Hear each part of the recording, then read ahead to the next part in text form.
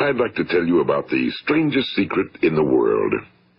Some years ago, the late Nobel Prize-winning Dr. Albert Schweitzer was being interviewed in London, and a reporter asked him, "Doctor, what's wrong with men today?" And the great doctor was silent a moment, and then he said, "Men simply don't think." It's about this that I want to talk with you. We live today in a golden age. This is an era that man has looked forward to, dreamed of, and worked toward for thousands of years. But since it's here, we pretty well take it for granted. We in America are particularly fortunate to live in the richest land that ever existed on the face of the earth, a land of abundant opportunity for everyone. But do you know what happens? Well, let's take 100 men who start even at the age of 25. Do you have any idea what will happen to those men by the time they're 65? These 100 men who all start even at the age of 25 believe they're going to be successful. If you ask any one of these men if he wanted to be a success, he'd tell you he did. And you'd notice that he was eager toward life, that there was a certain sparkle to his eye, an erectness to his carriage, and life seemed like a pretty interesting adventure to him. But by the time they're 65, 1 will be rich. 4 will be financially independent. 5 will still be working. 54 will be broke. Now think a moment. Out of the 100, only 5 make the grade. Now why do so many fail? What has happened to the sparkle that was there when they were 25? What's become of the dreams, the hopes, the plans? And why is there such a large disparity between what these men intended to do and what they actually accomplished? When we say about 5% achieve success, we have to define success. And here's the best definition I've ever been able to find. Success is the progressive realization of a worthy ideal. If a man is working toward a predetermined goal and knows where he's going, that man is a success. If he's not doing that, he's a failure. Success is the progressive realization of a worthy ideal. Rollo May, the distinguished psychiatrist, wrote a wonderful book called Man's Search for Himself. And in this book he says, the opposite of courage in our society is not cowardice. It is conformity. And there you have the trouble today. It's conformity, people acting like everyone else without knowing why, without knowing where they're going.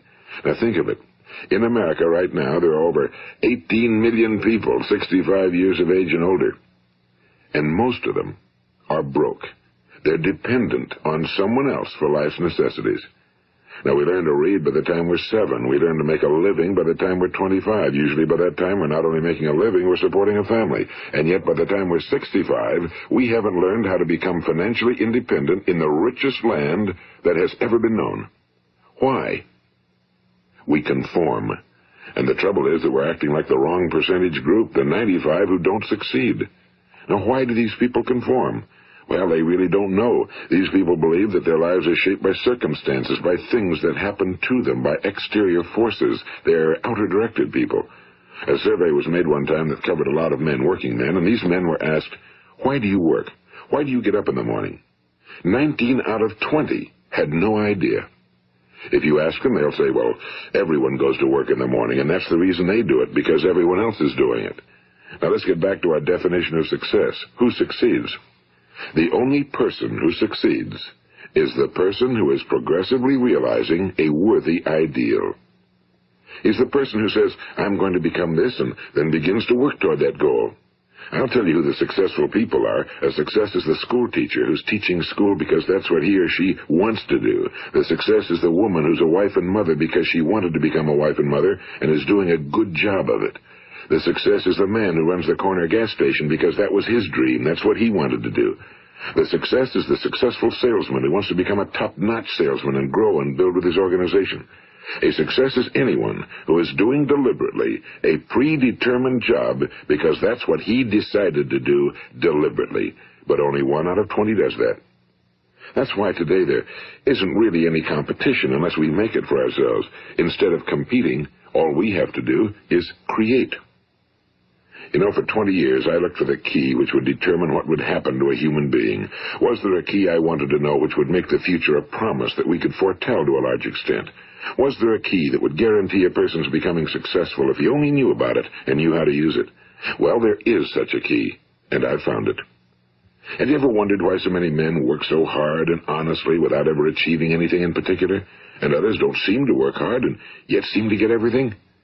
They seem to have the magic touch. You've heard them say that about someone. Everything he touches turns to gold. And have you ever noticed that a man who becomes successful tends to continue to become successful? And on the other hand, have you noticed how a man who's a failure tends to continue to fail? Well, it's because of goals. Some of us have goals, some don't. People with goals succeed because they know where they're going. It's that simple.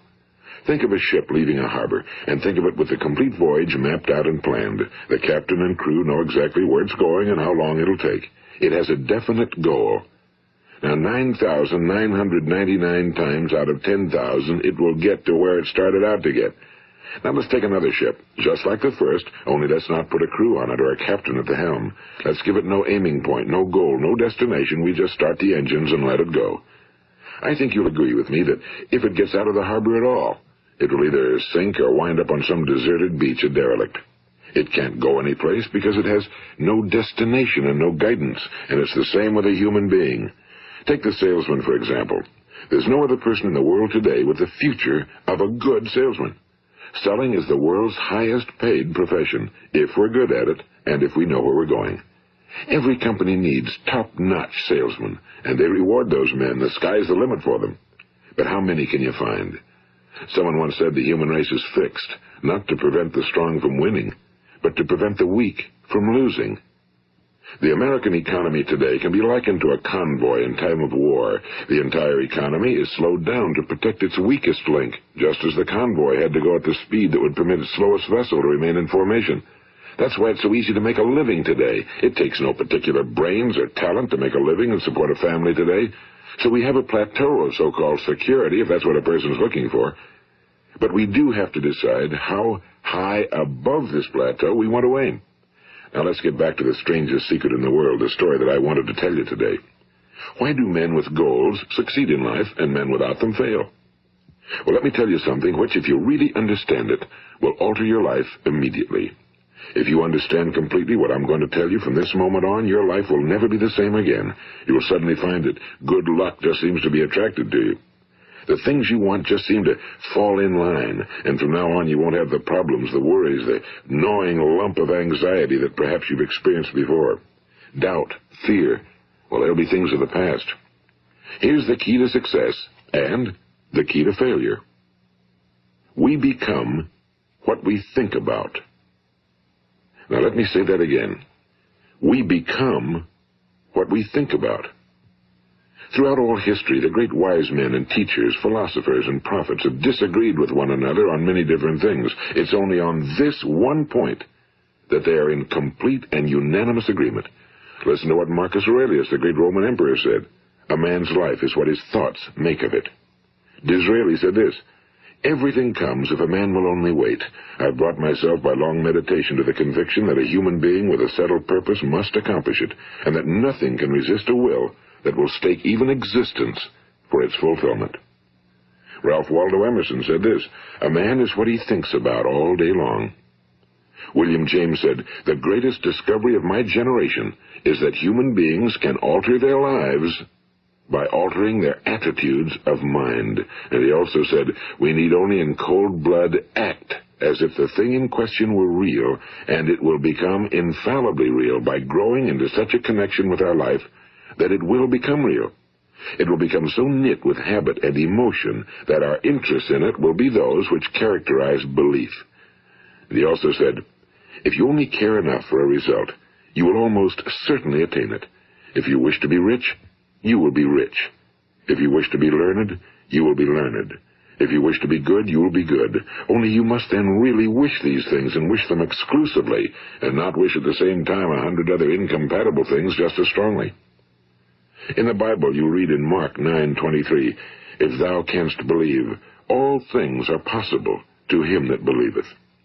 My old friend Dr. Norman Vincent Peale put it this way, this is one of the greatest laws in the universe. Fervently do I wish I had discovered it as a very young man. It dawned upon me much later in life, and I found it to be one of the greatest, if not my greatest discovery outside of my relationship to God. The great law, briefly and simply stated, is that if you think in negative terms, you will get negative results. If you think in positive terms, you will achieve positive results.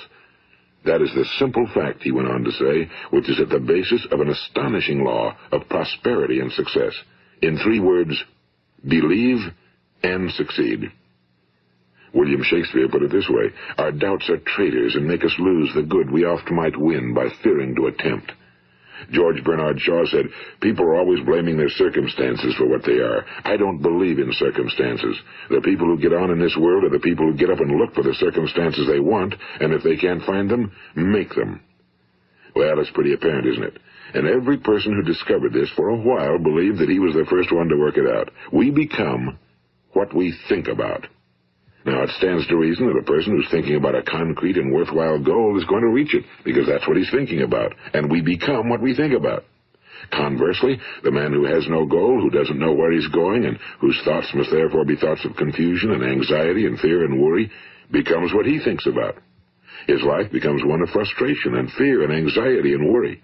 And if he thinks about nothing, he becomes nothing. Now, how does it work? Why do we become what we think about? Well, I'll tell you how it works as far as we know.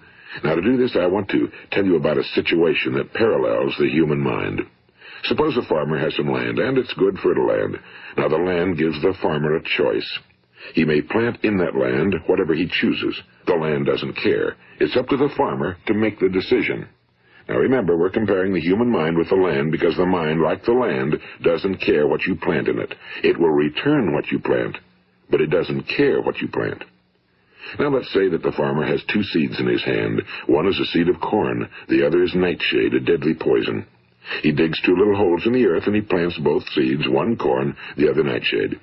He covers up the holes, waters, and takes care of the land, and what will happen? Invariably the land will return what's planted. As it's written in the Bible, as ye sow, so shall ye reap.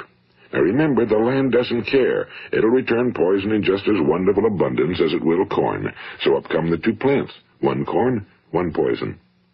Now, the human mind is far more fertile, far more incredible and mysterious than the land, but it works the same way. It doesn't care what we plant. Success, failure. A concrete, worthwhile goal, or confusion. Misunderstanding, fear, anxiety, and so on. But what we plant, it must return to us. You see, the human mind is the last great unexplored continent on Earth. It contains riches beyond our wildest dreams. It will return anything we want to plant. Now, you might say, well, if that's true, why don't people use their minds more? Well, I think they figured out an answer to that one, too. Our mind comes as standard equipment at birth. It's free, and things that are given to us for nothing we place little value on. Things that we pay money for, we value. The paradox is that exactly the reverse is true. Everything that's really worthwhile in life came to us free. Our minds, our souls, our bodies, our hopes, our dreams, our ambitions, our intelligence, our love of family and children and friends and country, all these priceless possessions are free. But the things that cost us money are actually very cheap and can be replaced at any time. A good man can be completely wiped out and make another fortune. He can do that several times. Even if our home burns down, we can rebuild it. But the things we got for nothing, we can never replace. The human mind isn't used because we take it for granted. Familiarity breeds contempt. It can do any kind of job we assign to it, but generally speaking, we use it for little jobs instead of big, important ones. Universities have proved that most of us are operating on about 10% or less of our abilities. So decide now, what is it you want? Plant your goal in your mind. It's the most important decision you'll ever make in your entire life. What is it you want? Do you want to be an outstanding salesman? A better worker at your particular job? Do you want to go places in your company, in your community? Do you want to get rich? All you've got to do is plant that seed in your mind, care for it, work steadily toward your goal, and it will become a reality. It not only will, there's no way that it cannot. You see, that's a law, like the laws of Sir Isaac Newton, the laws of gravity. If you get on top of a building and jump off, you'll always go down. You'll never go up, and it's the same with all the other laws of nature. They always work. They're inflexible. Think about your goal in a relaxed, positive way. Picture yourself in your mind's eye as having already achieved this goal. See yourself doing the things you will be doing when you've reached your goal. Ours has been called the phenobarbital age, the age of ulcers and nervous breakdowns and tranquilizers. At a time when medical research has raised us to a new plateau of good health and longevity, far too many of us worry ourselves into an early grave trying to cope with things in our own little personal ways without learning a few great laws that will take care of everything for us. These things we bring on ourselves through our habitual way of thinking. Every one of us is the sum total of his own thoughts. He is where he is because that's exactly where he really wants to be, whether he'll admit that or not. Each of us must live off the fruit of his thoughts in the future, because what you think today and tomorrow, next month and next year, will mold your life and determine your future. You're guided by your mind. I remember one time I was driving through eastern Arizona, and I saw one of those giant earth-moving machines roaring along the road at about 35 miles an hour with what looked like 30 tons of dirt in it. A tremendous, incredible machine, and there was a little man perched way up on top with the wheel in his hands guiding it. And as I drove along, I was struck by the similarity of that machine to the human mind. Just suppose you're sitting at the controls of such a vast source of energy. Are you going to sit back and fold your arms and let it run itself into a ditch? Or are you going to keep both hands firmly on the wheel and control and direct this power to a specific, worthwhile purpose? It's up to you. You're in the driver's seat.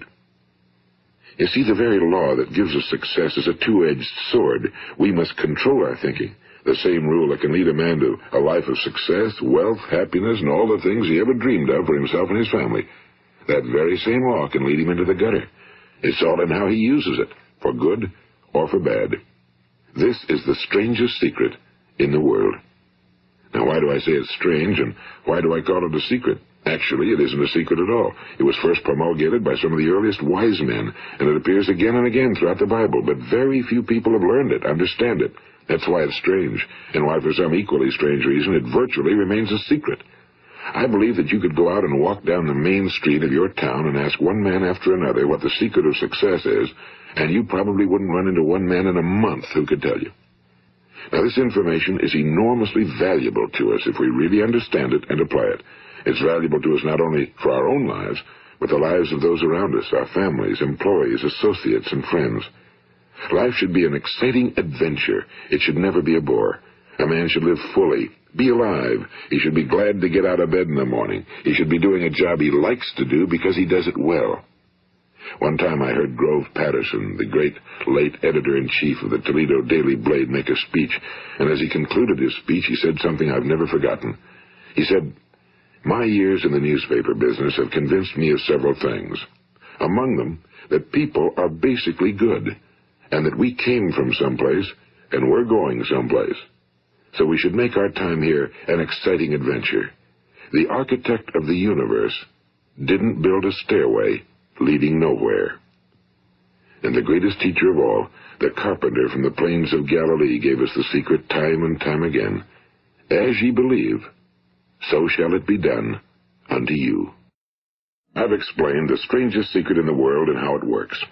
Now, on this side, I want to explain how you can prove to yourself the enormous returns possible in your own life by putting this secret to a practical test. I want you to make a test that will last 30 days. It isn't going to be easy, but if you'll give it a good try, it will completely change your life for the better. Now, back in the 17th century, Sir Isaac Newton, the English mathematician and natural philosopher, gave us some natural laws of physics which apply as much to human beings as they do to the movement of bodies in the universe. And one of these laws is that for every action, there is an equal and opposite reaction. Simply stated, as it applies to you and me, it means we can achieve nothing without paying the price. The results of your 30-day experiment will be in direct proportion to the effort you put forth. To be a doctor, you must pay the price of long years of difficult study. To be successful in selling, and remember that each of us succeeds to the extent of his ability to sell. Selling our families on our ideas, selling education in schools, selling our children on the advantages of living the good and honest life, selling our associates and employees on the importance of being exceptional people. To, of course, the profession of selling itself. But to be successful in selling our way to the good life, we must be willing to pay the price. Now, what is that price? Well, it's many things. First, it's understanding emotionally, as well as intellectually, that we literally become what we think about, that we must control our thoughts if we're to control our lives. It's understanding fully that as ye sow, so shall ye reap. Second, it's cutting away all fetters from the mind and permitting it to soar as it was divinely designed to do. It's the realization that your limitations are self-imposed and that the opportunities for you today are enormous beyond belief. It's rising above narrow-minded pettiness and prejudice. And third, it's using all your courage to force yourself to think positively on your own problem, to set a definite and clearly defined goal for yourself, to let your marvelous mind think about your goal from all possible angles, to let your imagination speculate freely upon many different possible solutions, to refuse to believe that there are any circumstances sufficiently strong to defeat you in the accomplishment of your purpose, to act promptly and decisively when your course is clear, and to keep constantly aware of the fact that you are, at this moment, standing in the middle of your own acres of diamonds, as Russell Conwell used to point out. And fourth, save at least 10% of every dollar you earn. It's also remembering that no matter what your present job, it has enormous possibilities, if you're willing to pay the price. Now let's just go over the important points in the price each of us must pay to achieve the wonderful life that can be ours. It is, of course, worth any price. 1. You will become what you think about. 2. Remember the word imagination and let your mind begin to soar. 3. Courage. Concentrate on your goal every day. 4. Save 10% of what you earn. And 5. Action. Ideas are worthless unless we act on them. Now, I'll try to outline the 30-day test I want you to make. Keep in mind that you have nothing to lose by making this test and everything you could possibly want to gain. There are 2 things that may be said of everyone. Each of us wants something, and each of us is afraid of something. I want you to write on a card what it is you want more than anything else. It may be more money. Perhaps you'd like to double your income or make a specific amount of money. It may be a beautiful home. It may be success at your job. It may be a particular position in life. It could be a more harmonious family. Each of us wants something. Now write down on your card specifically what it is you want. Make sure it's a single goal and clearly defined. You needn't show it to anyone, but carry it with you so that you can look at it several times a day. Think about it in a cheerful, relaxed, positive way each morning when you get up, and immediately you have something to work for, something to get out of bed for, something to live for. Look at it every chance you get during the day and just before going to bed at night. And as you look at it, remember that you must become what you think about, and since you're thinking about your goal, you realize that soon it will be yours. In fact, it's yours really the moment you write it down and begin to think about it. Look at the abundance all around you as you go about your daily business. You have as much right to this abundance as any other living creature. It's yours for the asking. Now we come to the difficult part. Difficult because it means the formation of what is probably a brand new habit, and new habits are not easily formed. Once formed, however, it will follow you for the rest of your life. Stop thinking about what it is you fear. Each time a fearful or negative thought comes into your consciousness, replace it with a mental picture of your positive and worthwhile goal. And there will come times when you'll feel like giving up. It's easier for a human being to think negatively than positively. That's why only 5% are successful. You must begin now to place yourself in that group. For 30 days, you must take control of your mind. It will think about only what you permit it to think about. Each day for this 30-day test, do more than you have to do. In addition to maintaining a cheerful, positive outlook, give of yourself more than you've ever done before. Do this knowing that your returns in life must be in direct proportion to what you give. The moment you decide on a goal to work toward, you're immediately a successful person. You are then in that rare and successful category of people who know where they're going. Out of every 100 people, you belong to the top 5. Don't concern yourself too much with how you're going to achieve your goal. Leave that completely to a power greater than yourself. All you have to do is know where you're going. The answers will come to you of their own accord and at the right time. Remember these words from the Sermon on the Mount, and remember them well. Keep them constantly before you this month of your test. Ask, and it shall be given you. Seek, and ye shall find. Knock, and it shall be opened unto you. For every one that asketh receiveth, and he that seeketh findeth, and to him that knocketh it shall be opened. It's as marvelous and as simple as that. In fact, it's so simple that in our seemingly complicated world, it's difficult for an adult to understand that all he needs is a purpose and faith. For 30 days, do your very best. If you're a salesman, go at it as you've never done before, not in a hectic fashion, but with the calm, cheerful assurance that time well spent will give you the abundance in return you deserve and want. If you're a homemaker, devote your 30-day test to completely giving of yourself without thinking about receiving anything in return, and you'll be amazed at the difference it makes in your life. No matter what your job, do it as you've never done it before for 30 days. And if you've kept your goal before you every day, you'll wonder and marvel at this new life you've found. Dorothea Brand, the outstanding editor and writer, discovered it for herself and tells about it in her fine book, Wake Up and Live. Her entire philosophy is reduced to the words, act as though it were impossible to fail. She made her own test with sincerity and faith, and her entire life was changed to one of overwhelming success. Now, you make your test for 30 full days. Don't start your test until you've made up your mind to stick with it. You see, by being persistent, you're demonstrating faith. Persistence is simply another word for faith. If you didn't have faith, you'd never persist. If you should fail during your first 30 days, by that I mean suddenly find yourself overwhelmed by negative thoughts, you've got to start over again from that point and go 30 more days. Gradually, your new habit will form until you find yourself one of that wonderful minority to whom virtually nothing is impossible. And don't forget the card. It's vitally important as you begin this new way of living. On one side of the card, write your goal, whatever it may be. On the other side, write the words we've quoted from the Sermon on the Mount. Ask, and it shall be given you. Seek, and ye shall find. Knock, and it shall be opened unto you. Nothing great was ever accomplished without inspiration. See that during these crucial first 30 days, your own inspiration is kept at a peak. And above all, don't worry. Worry brings fear, and fear is crippling. The only thing that can cause you to worry during your test is trying to do it all yourself. Know that all you have to do is hold your goal before you. Everything else will take care of itself. Remember also to keep calm and cheerful. Don't let petty things annoy you and get you off course. Now, since making this test is difficult, some will say, why should I bother? Well, look at the alternative. No one wants to be a failure. No one really wants to be a mediocre individual. No one wants a life constantly filled with worry and fear and frustration. Therefore, remember that you must reap that which you sow. If you sow negative thoughts, your life will be filled with negative things. If you sow positive thoughts, your life will be cheerful, successful, and positive. Now, gradually, you will have a tendency to forget what you've heard on this recording. Play it often. Keep reminding yourself of what you must do to form this new habit. Gather your whole family around at regular intervals and listen to what's been said here. You know, most men will tell you that they want to make money without understanding the law. The only people who make money work in a mint. The rest of us must earn money. This is what causes those who keep looking for something for nothing or a free ride to fail in life. The only way to earn money is by providing people with services or products which are needed and useful.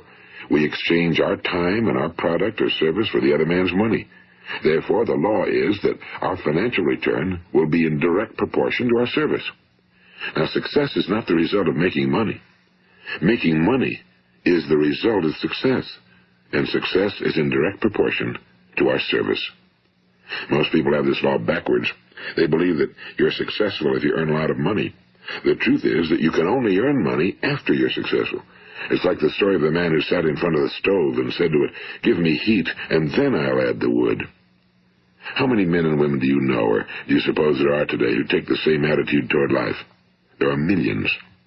We've got to put the fuel in before we can expect heat. Likewise, we've got to be of service first before we can expect money. Don't concern yourself with the money. Be of service. Build, work, dream, create. Do this, and you'll find there's no limit to the prosperity and abundance that will come to you. Prosperity, you know, is founded upon a law of mutual exchange. Any person who contributes to prosperity must prosper in turn himself. Sometimes the return will not come from those you serve, but it must come to you from someplace, because that's the law. For every action, there is an equal and opposite reaction.